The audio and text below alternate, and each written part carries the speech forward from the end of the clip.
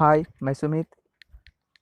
आज आपके लिए लाया हूँ फिजिक्स फिजिक्स के ऑब्जेक्टिव क्वेश्चन जो प्राय रूप से प्रतियोगिता परीक्षा में पूछे जाते हैं। तो दोस्तों, हमारे चैनल को प्लीज़ सब्सक्राइब कीजिए और बेल आइकन को क्लिक कीजिए। तो चलिए आइए दोस्तों, अधिक समय खत्म ना करते हुए सीधा प्रश्न पे आते हैं। तो पहला प्रश्न है, ध्वनि के किस लक्षण के कारण कोई ध्वनि मोटी या पतली होती है? ध्वनि के किस लक्षण के कारण कोई ध्वनि मोटी या पतली होती है? तो इसका आंसर है दोस्तों तारत्व। तारत्व के कारण, ध्वनि के तारत्व के कारण। क्वेश्चन नंबर 2, किसके द्वारा सबसे अधिक ध्वनि प्रदूषित होता है? दोस्तों, हवाई जहाज की उड़ान भरना। हवाई जहाज की उड़ान भरना जिसके कारण सबसे अधिक वायु ध्वनि प्रदूषण होता है। कौन सी प्रक्रिया प्रकाश और ध्वनि दोनों में जटिल नहीं होती है? ध्रुवन। कौन सी प्रक्रिया प्रकाश और ध्वनि दोनों में घटित नहीं होती है? तो दोस्तों ध्रुवन। ध्वनि का प्रभाव मानव के कानों में कितने समय तक रहता है? 1/10 सेकेंड, 1/10 सेकेंड।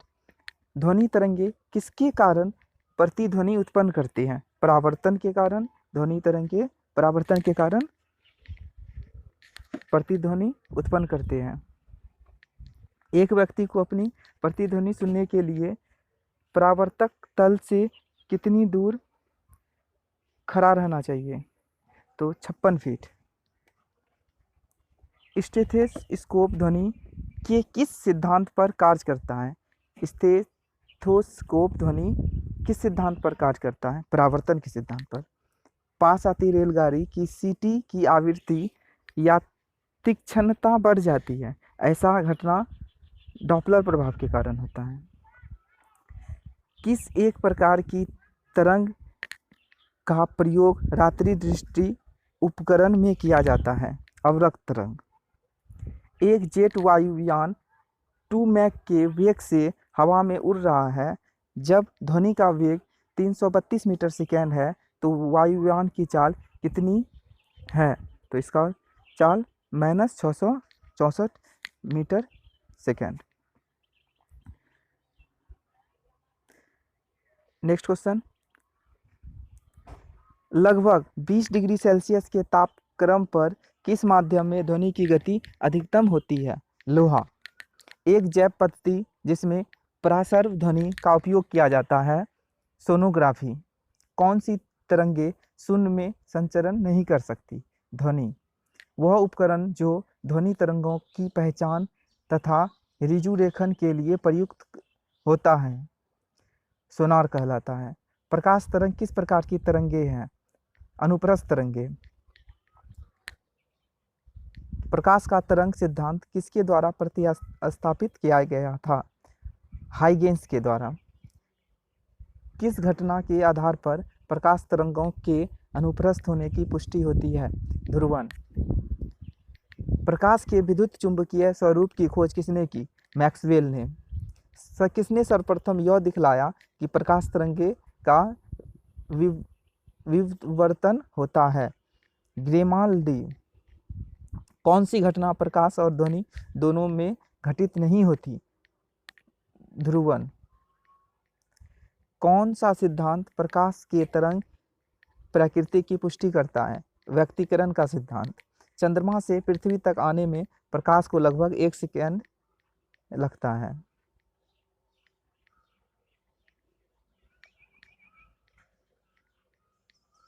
दोस्तों एक क्वेश्चन थी, एक जेट वायुयान 2 मैक के वेग से हवा में उड़ रहा है।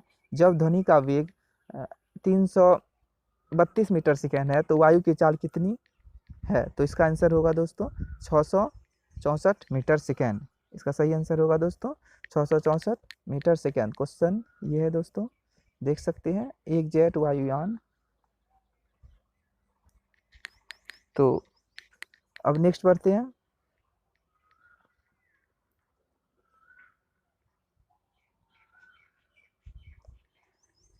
आगे चलते हैं। कौन सा सिद्धांत प्रकाश के तरंग प्रकृति की पुष्टि करता है? व्यक्तीकरण का सिद्धांत। चंद्रमा से पृथ्वी तक आने में प्रकाश को लगभग 1 सेकंड लगता है। सूरज की रोशनी को पृथ्वी तक पहुंचने में लगभग कितना समय लगता है? 8 मिनट 16.6 सेकंड। वायु में प्रकाश की गति कितनी होती है? 3 गुना 108 ms। सूर्य ग्रहण के समय सूर्य का कौन सा भाग दिखाई देता है? क्रिकेट या कोरोना। पानी से भरे बर्तन में पड़ा एक सिक्का किस कारण थोड़ा उठा हुआ प्रतीत होता है?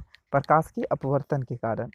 पानी में डूबी हुई एक छड़ी किस संवृत्ति के कारण मुड़ी हुई प्रतीत होती है? प्रकाश के अपवर्तन के कारण।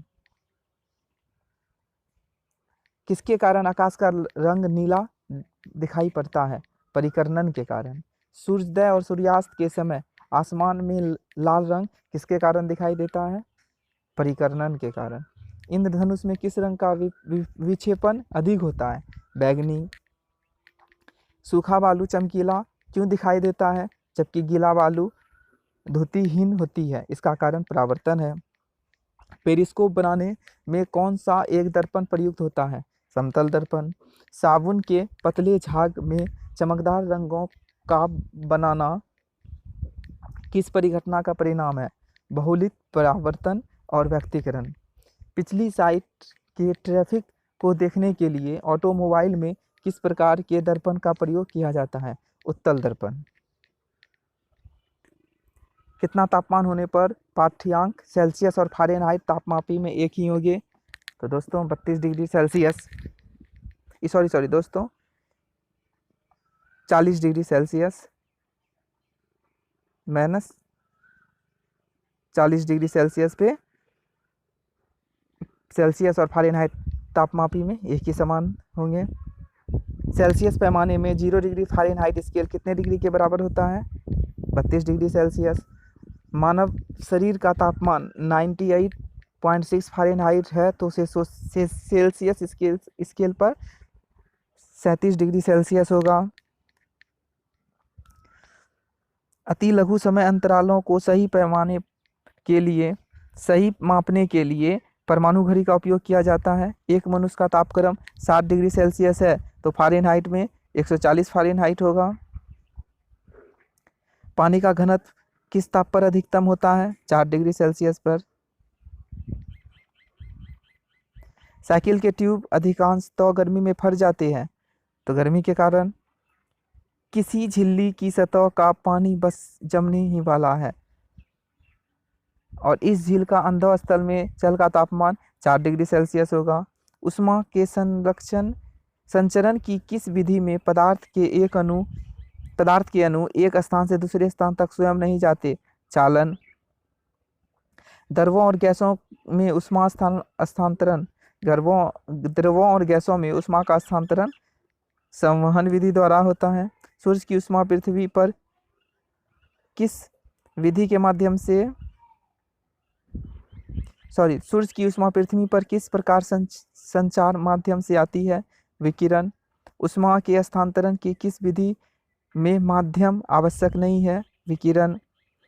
ऊष्मा संचरण की वह विधि जिसमें माध्यम के कण गति नहीं करते वह कौन सी है? वह भी विकिरण है।